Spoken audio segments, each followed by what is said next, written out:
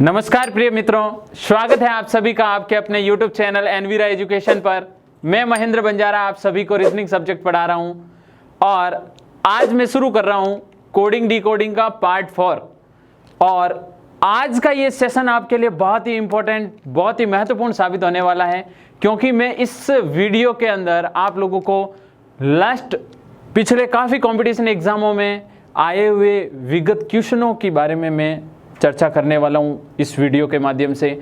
और आप ज़्यादा से ज़्यादा इस वीडियो को देखें, क्योंकि अगर ये चीज़ आपको अच्छे से क्लियर हो जाती है तो कोड डिकोड का क्वेश्चनों में जो आपको प्रॉब्लम होती थी वो अब नहीं होगी।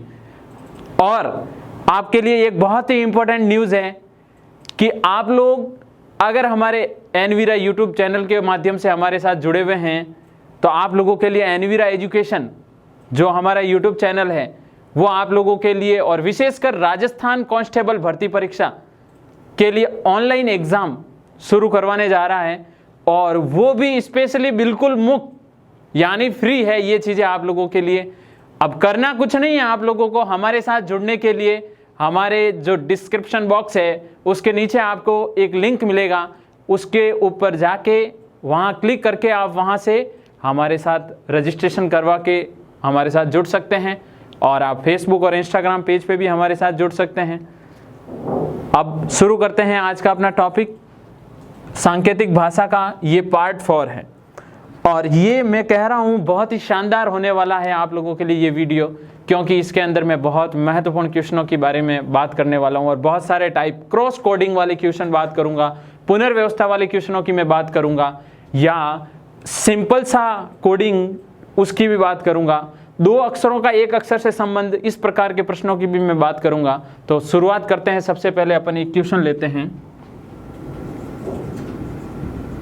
क्वेश्चन इस प्रकार है कि यदि किसी सांकेतिक भाषा में यदि किसी सांकेतिक भाषा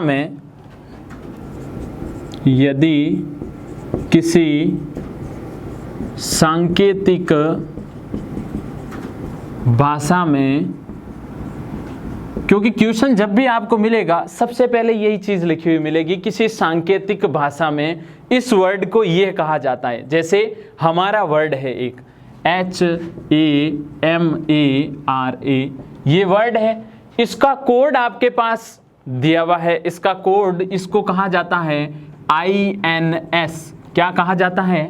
INS लिखा जाता है। तो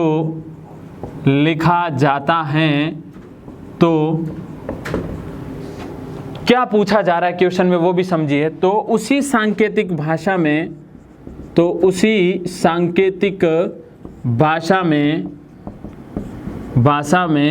आपको पूछा गया है कि फ्रेंड को क्या कहा जाएगा। FRIN, फ्रेंड की बात हो रही है। FRIEND को क्या कहा जाएगा। और क्वेश्चन बड़े शानदार होने वाले हैं आज के वीडियो में, इसलिए आप जुड़े रहें, कंटिन्यू पूरे वीडियो को देखें। और एक चीज़ दिमाग में फिक्स कर ले कि रीजनिंग बहुत इजी सब्जेक्ट है। आप लोगों का जो हमारे ऊपर विश्वास है, उस विश्वास के अकॉर्डिंग मैं कोशिश ये कर रहा हूँ कि मैं 0 लेवल से आपको रीजनिंग, अब 0 लेवल से कैसे, पहले बेसिक क्लियर हो रहा है फिर क्वेश्चन क्लियर हो रहे हैं, उससे आपको बहुत बेनिफिट होने वाला है, क्योंकि लाइफ टाइम नहीं भूलने वाली ट्रिकें भी दी जा रही है और साथ में बेसिक चीज़ें भी क्लियर हो रही है। तो उससे आप बहुत ही शानदार तरीके से अपनी रीजनिंग क्लियर कर पाओगे, और डरने की बिल्कुल ज़रूरत नहीं है, क्योंकि आप एक सही जगह पे हो, एक सही चैनल पे हो, वहाँ आपको बहुत शानदार चीज़ें मिल रही है, और वो भी अगर तैयारी करने के लिए आपको फ्री चीज़ें एक साथ इतनी सारी मिल रही है, तो आपका काम है हमें सपोर्ट करना, वीडियो को लाइक करना, चैनल को सब्सक्राइब करवाना, ज़्यादा से ज़्यादा शेयर करना, ये ड्यूटी आपकी है। तो क्वेश्चन इस प्रकार है, किसी सांकेतिक भाषा में हमारा को INS लिखा जाता है तो फ्रेंड को क्या लिखा जाएगा। डरने की ज़रूरत नहीं है। मैंने भी आपको कहा कि 2 अक्षर का रिलेशन एक अक्षर से हो जाए तो उस कंडीशन में क्या होता है। यहाँ देखें HAMARA, हमारा का कोड हमेशा नीचे लिखा जाएगा, ये चीज़ मैंने आपको स्पष्ट और पहले भी बोल दी है। उसके बाद आपको बोला गया FRIEND फ्रेंड का कोड क्या होगा। यहां पर क्या आएगा, सबसे पहले दिमाग में ये चीज आनी चाहिए कि इनके नंबर यानी इनका स्थान A to Z तक किसका कौन सा स्थान है वो स्थान लिख दें। H 8वें नंबर पे आता है, A पहले पे आता है, M 13 पे आता है, A 1 पे आता है और Q के बाद R आता है, तो 17 के बाद 18 PQR। क्वेश्चन नंबर 17 अगर आपको याद है तो मैं 100% कह सकता हूं कि आप उससे पहले वाला P आता है और Q के बाद R आता है वो अपनी लाइफ में कभी नहीं भूलोगे।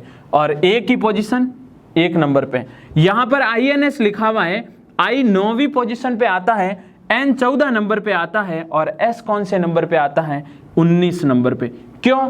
क्योंकि T के ठीक पहले क्या आता है, S। T के ठीक पहले क्या आता है, S।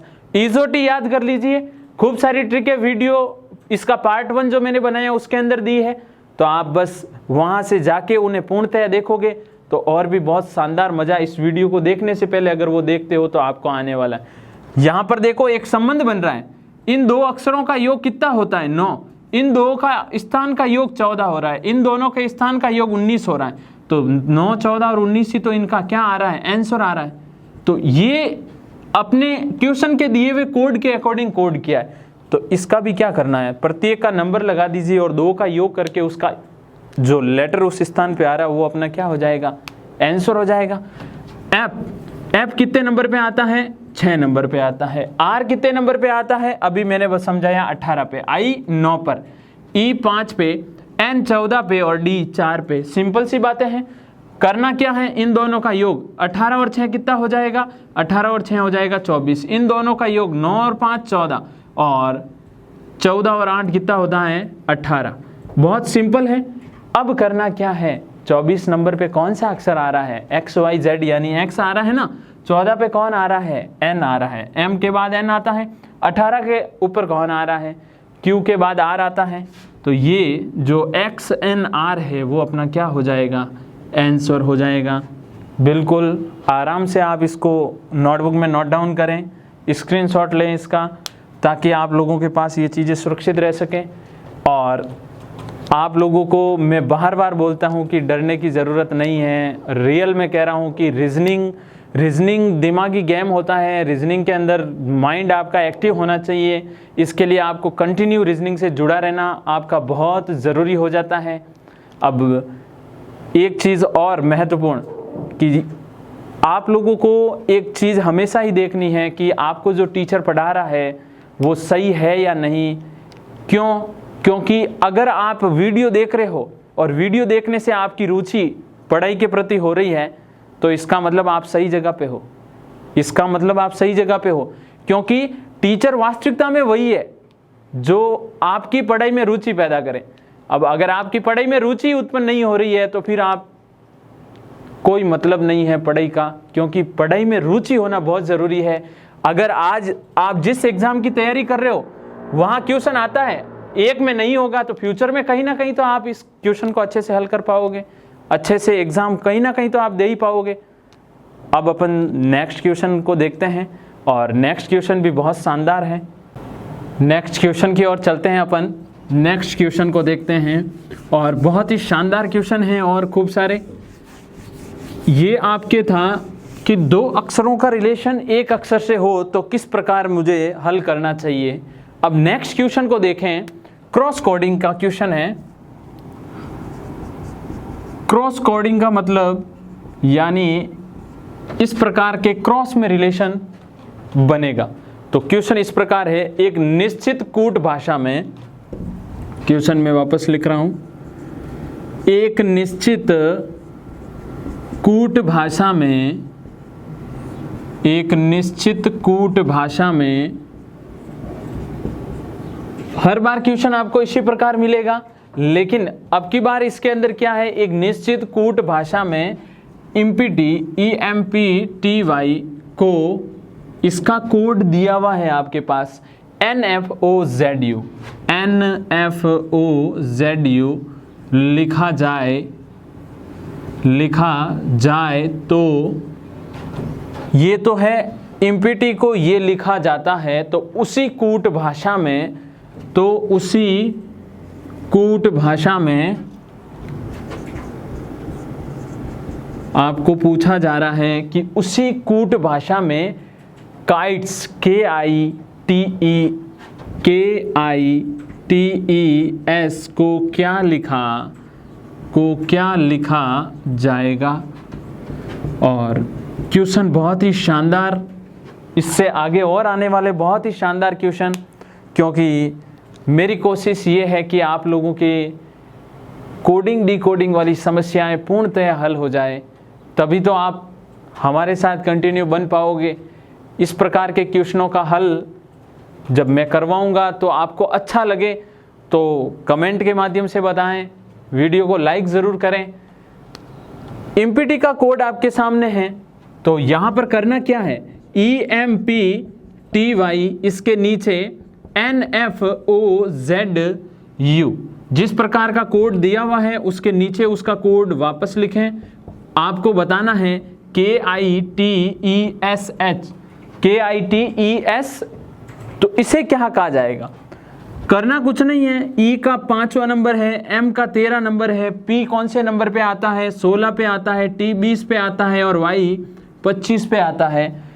यहाँ पर देखें N का नंबर है 14, F का है 6, O कितने नंबर पे आता है, O कितने नंबर पे आता है, 15 पे आता है, और Z 26 पे है, और U कितने पे है, T के बाद U आता है, यानी ये 21 नंबर इसका स्थान है। तो करने की क्या ज़रूरत है, यहाँ पर जब क्वेश्चन आ जाए तो माइंड में एक चीज़ आनी चाहिए, सीधे से सीधा रिलेशन चेक करें। फिर आप दूसरा रिलेशन क्या देखोगे कि 2 का 1 से तो नहीं है, सम विषम वाली स्थिति तो नहीं है, नहीं तो फिर आगे वाला स्टेप क्रॉस कोडिंग का देखते हैं। देखें M से N हुआ जब +1 किया, E से F हुआ जब +1 किया, क्रॉस में +1 हुआ है, और P से O हो गया, यानी बीच में क्या है, -1, क्या है, -1, यहाँ पे +1 है या -1 है। T से U हो गया, Y से Z हो गया +1। आराम से आपको चीज़ समझ में आ रही होगी, ये +1 -1। तो करना क्या है, यहाँ पर बिना कुछ नंबरिंग लिखे आप इस चीज़ को अप्लाई कर दीजिए, +1 -1 आराम से अप्लाई कर सकते हो। I में +1 करूँगा तो I के बाद क्या आता है, J। I नो ईजोटी के अकॉर्डिंग J 10 पे आता है। K के बाद क्या आता है, L, K के बाद आपके हो गया L, क्योंकि क्रॉस में +1 करना है। यहाँ पर -1, T से ठीक पहले क्या आता है, S, और E तो यहाँ F हो जाएगा S, तो S के बाद T, और ये अपना सिंपल सा क्या हो जाएगा, आंसर हो जाएगा। क्वेश्चन बड़े ही सिंपल है, लेकिन उस समय आपका माइंड बहुत एक्टिव होना चाहिए कि एग्ज़ाम में आप क्या सोच रहे हो। एग्ज़ाम के टाइम जो अच्छे से पेपर को अपना माइंड पेपर के ऊपर केंद्रित करके जो हल कर लेता है वो ज़रूर आगे बढ़ जाता है। और लाइफ में आगे बढ़ने के लिए हमेशा एक चीज़ हमेशा ध्यान रखनी चाहिए कि एक तो होता है मैं कर सकता हूँ, 2 चीज़ें होती हैं, एक तो होता है मैं कर सकता हूँ, ध्यान से सुनिएगा, और एक होता है मैं ही कर सकता हूँ। एक तो मैं कर सकता हूँ और एक मैं ही कर सकता हूँ।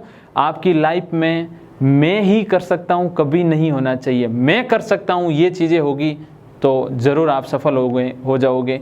क्यों?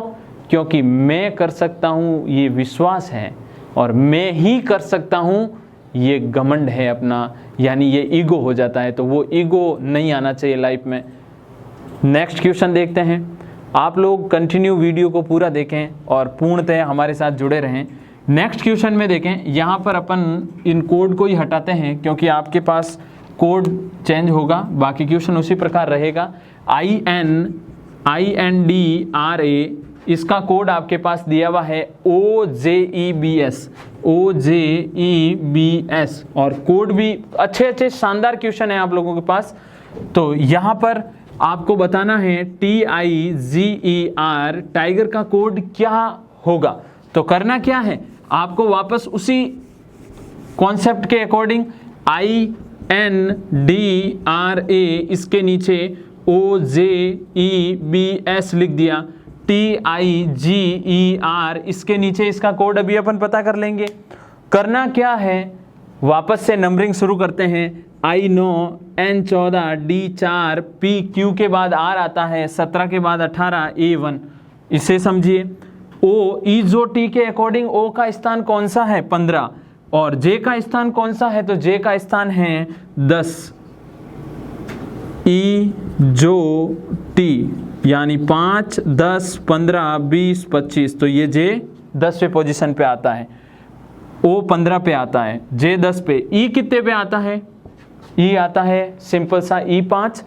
B कितने पे आता है 1 पे, और S 19 पे, क्योंकि S के बाद T आता है T 20, तो उसके अकॉर्डिंग S याद रह जाएगा। यहाँ पर वापस देखे क्रॉस में +1 हुआ या नहीं हुआ, 9 से 10, 14 से 15, यहाँ पे +1 हो रहा है, और यहाँ पे भी 18 से 19 और 1 से 2, सॉरी B का 2, ये +1 हो रहा है, तो वो की वो चीज़ यहाँ पे भी कर दीजिए, +1 और क्रॉस में +1। ये चीज़ें ध्यान रखनी है कि कहाँ पे क्रॉस लगाना है, ऐसे नहीं कि बीच वाले पे लगा दो आप। तो T के बाद क्या आता है U, I के बाद कौन आता है J, I के बाद कौन आता है J, और ये सामने भी लिखा हुआ है G 7 होता है ना। G के बाद आपके पास क्या मिलेगा, E A B C D E F G H, और डायरेक्ट याद रखो तो H 8 है, G 7 है। E के बाद कौन आता है F, और R के बाद S, तो ये अपना क्या हो जाएगा आंसर हो जाएगा। तो सिंपल सी चीज़ें हैं, और इसी प्रकार और भी खूब सारे क्वेश्चन हैं, तो उन क्वेश्चनों को कंटिन्यू अपन कर लेते हैं। जैसे अगर आपको ऐसा कह दिया जाए कि फॉर्मल FORMAL यानी इसका कोड आपके पास है, इसका कोड क्या है, कोड आपके पास एक दिया हुआ मिलेगा और दूसरा आपको क्या करना है, निकालना है। कोड है PMOJYK, ये वाला कोड आपके सामने है फॉर्मल का। लिखा जाए तो उसी प्रकार उसी भाषा में TUREND को क्या लिखा जाएगा, TUREND, या आप इसे NED कर लें, NED, इसे क्या लिखा जाएगा। तो FORMAL का कोड है PMOJYK।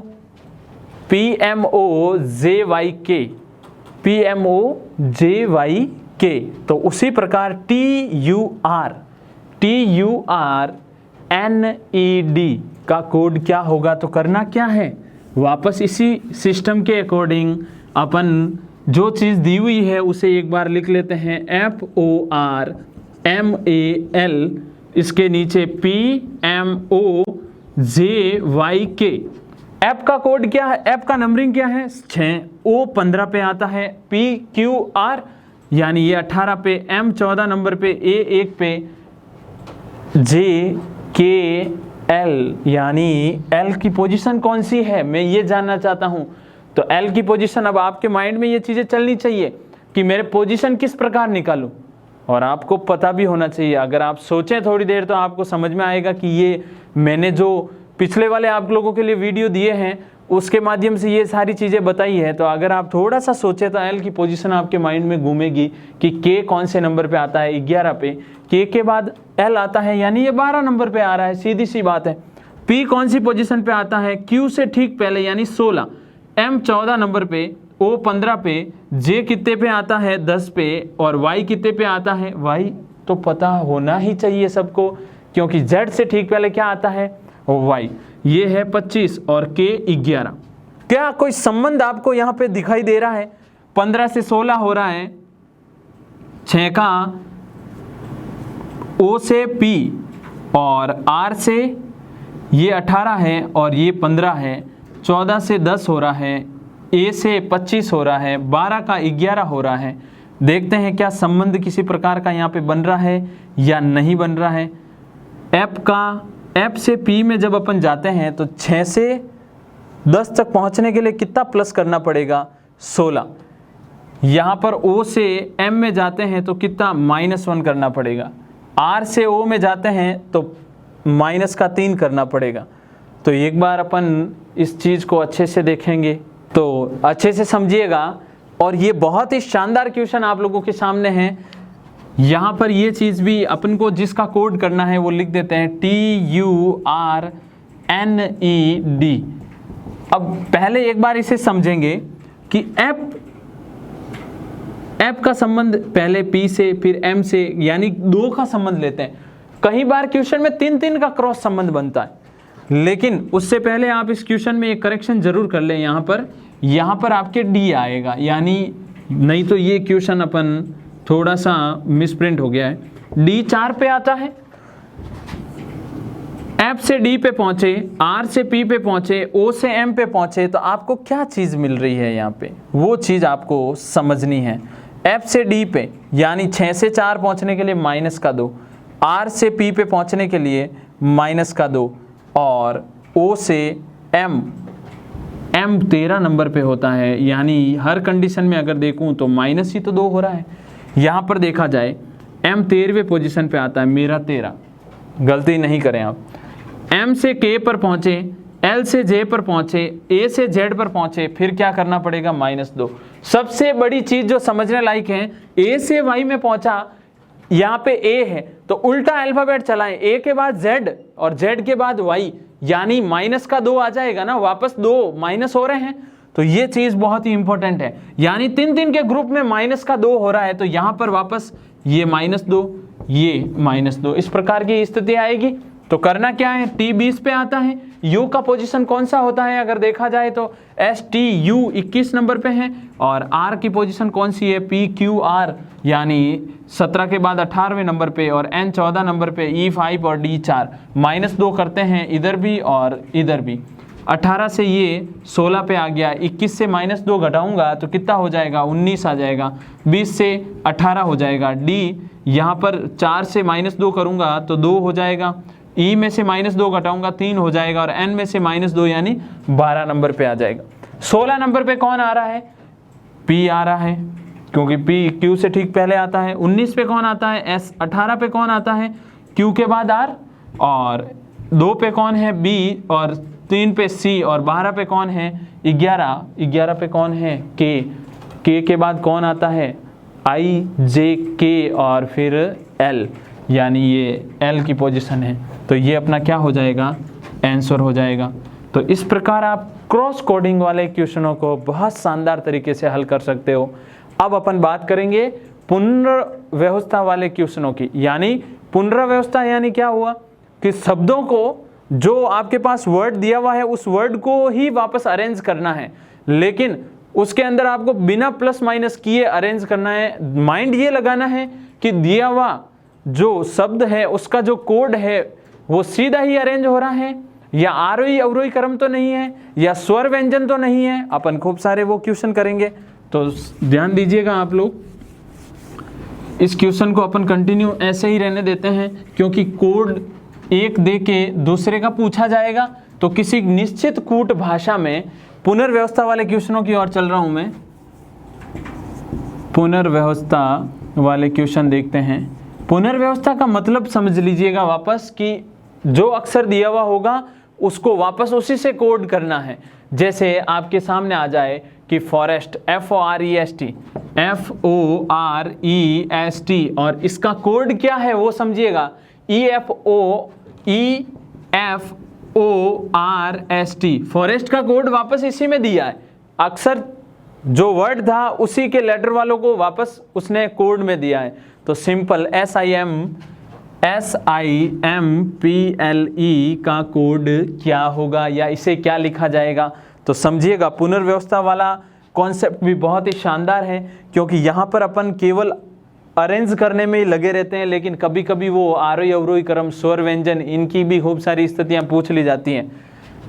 FOREST और EFORST इस प्रकार का जब प्रश्न मिले तो आपको नंबरिंग करने की ज़रूरत नहीं है, कहीं कहीं ज़रूरत पड़ जाती है, लेकिन यहाँ पर एक चीज़ नोटिस करें। सबसे पहले बिना नंबरिंग के अगर आंसर आ रहा है, ST का ST हो रहा है, E यहाँ तक पहुँच गया, FO ये FO और R इस प्रकार की कोडिंग है ना, इन तीनों को यहाँ बीच में और एफ ई इधर और एस टी का एस टी आएगा, तो S I am P L E का एल ई का तो एल ई रहेगा, पी इधर पहुंचेगा और ये तीनों एस आई एम, ये वाला जो क्वेश्चन है ये इसका आंसर हो जाएगा।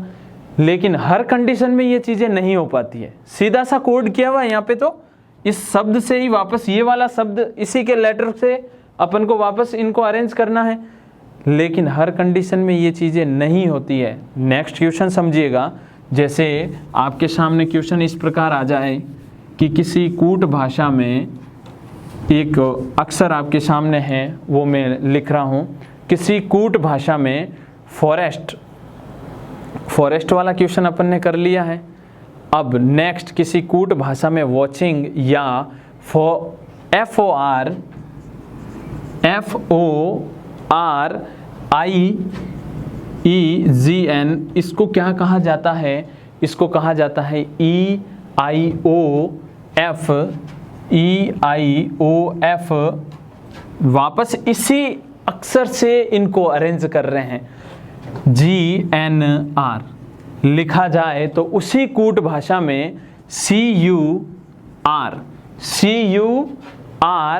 आई ओ यू एस, यानी सीरियस को क्या लिखा जाएगा? तो समझिएगा इस चीज़ को, एफ ओ आर आई ई जी एन, इसका कोड क्या है? E I O F G N R, ये चीज़ है। अब आपको पूछा है कि C U R I O U S, इसका कोड क्या होगा? तो कुछ करने की ज़रूरत नहीं है, आपके सामने आपको दिखाई दे रहा है कि ये तो सीधा ही अरेंज किया हुआ है कि एन जी एन यहाँ पे है, आर यहाँ पे है, आई ई, यानी अरेंजमेंट वही है लेकिन थोड़ा डिस्टेंस पे है, तो उस कंडीशन में आप नंबरिंग करें। एफ 6 पे है, ओ 15 पे है, आर कितने पे है? 16 पे, सॉरी पी क्यू आर यानी 18 पे, आई 9, ई 5, जी 7 और एन 14 नंबर पे। वापस इनकी भी नंबरिंग अपन साथ में करते हैं। ई की पोजीशन कौन सी है? 5, आई 9, ओ कितने पे है? 15, एफ कितने पे है? 6, जी कितने पे है? 7, एन कितने पे है? 14 नंबर पे, आर कितने पे है? 18 पे। बहुत शानदार क्वेश्चन है और ये इंपॉर्टेंट क्वेश्चन जो एग्जामों में सीधे आ जाते हैं वो वाले क्वेश्चनों में ये सही है। सी का नंबर 3 है। यू की पोजीशन कौन सी है? S P Q R S T U 21 number पे है और आर कितने पे है? तो आर 18 पे है, आई 9, ओ 15 और यू कितने पे है? तो वापस 21 और एस कितने पे है? तो एस है आपके 19 नंबर पे। अब यहाँ पर जो समझने लायक चीज़ है वो चीज़ बहुत ज़्यादा आप लोगों के लिए उपयोगी सिद्ध होगी। आपके जब एग्ज़ाम में आप अपना एग्ज़ाम क्लियर करोगे, जो भी एग्ज़ाम आप दोगे, कोई भी एग्ज़ाम हो, रीजनिंग हर एग्ज़ाम के लिए महत्वपूर्ण रोल करती है और विशेषकर आप जो जिसकी तैयारी कर रहे हो, राजस्थान पुलिस के एग्ज़ाम की अगर बात करूँ तो वो भी बहुत आप लोगों के लिए उपयोगी है। तो यहाँ पर देखें, आप लोगों को 2 चीज़ें पता है, ई ओ आई O you. E O I O you क्या है? स्वर और व्यंजन, बाकी सारे इसको छोड़ के। तो यहाँ पर ई आई ओ, ये जो 3 चीज़ें हैं ये तो है आपके सामने स्वर और ये सारी क्या है? व्यंजन। लेकिन इसमें भी क्या है? आरोही क्रम में अरेंज है। कौन सा क्रम है? आरोही क्रम। 5, 9, 15, 6, 7, 14, 18 स्वरों और व्यंजनों का आरोही क्रम दोनों का ही है, लेकिन आरोही क्रम अलग अलग कर दिया। अक्षरों में से जो लेटर हैं उनको अलग अलग कर दिया गया है। पूरे शब्द में से अक्षर जो लेटर आपके सामने हैं उनको अलग अलग कर दिया और स्वर व्यंजन के बेस पे आरोही क्रम बनाया गया। तो यहाँ पर देखें, यहाँ पर वापस इनका जो क्रम है पहले वो अरेंज करें, क्योंकि पहले स्वर आएंगे। तो यहाँ पर ई ओ आई ओ यू में से अगर कोई है तो यहाँ पे आई है, ओ है, यू डबल बार है। तो सबसे पहले कौन आएगा? आई 9 नंबर पे, उसके बाद कौन आएगा? ओ 15 नंबर पे, फिर कौन आएगा? यू 21 पे, फिर कौन आएगा? यू 21 पे, फिर सी आर एस, ये क्या है? व्यंजन में है। तो यहाँ पर सी आ जाएगा कितने पे? 3 पे। आर कितने पे आ जाएगा? 18 पे और एस कितने पे आ जाएगा 19 पे। ये व्यंजन हो गए और ये स्वर हो गए। और ये क्रम भी कौन सा हो गया, ये अपना आरोही क्रम है, लेकिन स्वर और व्यंजनों को अपन ने अरेंज कर लिया छोटे से बड़े की ओर। इस प्रकार का जब भी क्वेश्चन मिले पुनर्व्यवस्था वाला, या तो आप सीधा सही करने का उसके बारे में सोचें, या स्वर व्यंजन की कोशिश करें, या आरोही अवरोही क्रम में अरेंज करने की कोशिश करें, तो आप अपने एग्जाम में इस प्रकार के प्रश्न कभी गलत नहीं करोगे। जैसे कभी कभी सीधे ही क्वेश्चन पूछ लिए जाते हैं, तो मैं कुछ एक डायरेक्ट पूछे जाने वाले क्वेश्चनों की भी बात करूंगा। कभी कभी एग्जाम में सीधे और सिंपल क्वेश्चन पूछे जाते हैं, उन क्वेश्चनों की मैं बात अब करूंगा। तो बहुत ही शानदार चीज़ें जो इस वीडियो के माध्यम से मैंने आपको शेयर की हैं, तो ये वाले क्वेश्चन आपके एग्ज़ाम के लिए बहुत उपयोगी हैं। जैसे एक क्वेश्चन सिंपल सा ले रहा हूँ और ये क्वेश्चन आपको मिल जाते हैं तो आप हमेशा कंफ्यूज हो जाते हो कि इस टाइप का क्वेश्चन क्या है, इसमें क्या करना है। जैसे यदि पी ए, सिंपल से क्वेश्चन है लेकिन माइंड यहाँ पे एक्टिव चाहिए, PAINT, इसका कोड आपके पास है को 63257, कोड समझिएगा 63257 लिखा जाए तो इसका कोड तो आपके सामने लिख दिया गया है। SHIRT का कोड भी आपके सामने है। को 15297 कहा जाए, को 15297 लिखा जाए तो आपको पूछा जा रहा है, तो बताइए HAIR का कोड क्या होगा। और ये वो क्वेश्चन है जो एग्ज़ाम में काफ़ी जने कोशिश सही करने की करते हैं, लेकिन ज़्यादा दिमाग लगाने से ये गलत हो जाते हैं। और इन क्वेश्चनों में कम माइंड और शांतिपूर्वक अगर ये करें तो आप आराम से इन क्वेश्चनों को हल कर सकते हो। जैसे एक क्वेश्चन और इसी के साथ भी दे रहा हूँ और वो भी साथ में अपन हल करते हैं। TIRE, इसका कोड आपके सामने है 5972। इसी प्रकार नेक्स्ट है READ, इसका भी कोड आपके सामने इस प्रकार है 7283 हो। तो आपको ये बताना है इसमें कि DIET का कोड क्या होगा। तो पहले एक क्वेश्चन समझते हैं। आपको जब मैं क्वेश्चन सॉल्व करवाता हूं तो हर बार बोलता हूं कि पहले जो कोड दिया हुआ है उसको उसके नीचे लिखें। 63257 कोड दे दिया गया है। SHIRT का कोड 15297। यहाँ पर आपको पूछा है HAIR। कंफ्यूज नहीं होना है, ऐसे क्वेश्चन बहुत सरल है। सरल क्यों है? क्योंकि आप लोगों को यहाँ पर करना कुछ नहीं है। जो कोड H का यहाँ पे मिले, H का कोड 5 है तो वो 5 लिख दीजिए। H के सामने जो नंबरिंग है वो आंसर में आ जाएगी। A के सामने 3 है तो यहाँ पे 3 आ जाएगा।